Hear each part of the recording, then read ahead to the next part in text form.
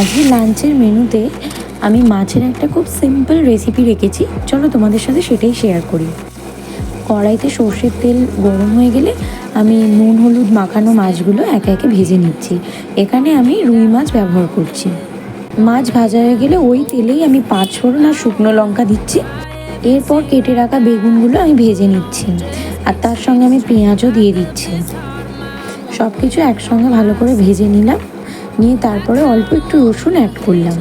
এবার সেটাও ভালো করে ভেজে নিচ্ছি। মশলা ভালো করে কষিয়ে নেওয়ার পরে এরপরে আমি নুন আর হলুদ আর একটু গুঁড়ো লঙ্কা অ্যাড করছি। মশলা যাতে পুড়ে না যায় অল্প একটু জলও দিয়ে দিচ্ছি। জলটা ফুটে এলে তারপরে আমি এর মধ্যে মাছের পিসগুলো অ্যাড করছি। ভাজা মাছগুলো কড়াইতে দিয়ে মশলার সঙ্গে বেশ কিছুক্ষণ নাড়াচাড়া করার পরে এখন আমি পরিমাণ মতো জল অ্যাড করে দিচ্ছি। এরপর জলটা ফুটে এলেই আমাদের রান্না রেডি। এর মধ্যে আমি দুটো চিড়ে রাখা কাঁচা লঙ্কাও অ্যাড করেছি, কারণ কাঁচা লঙ্কার ফ্লেভারটা খুবই ভালো লাগে।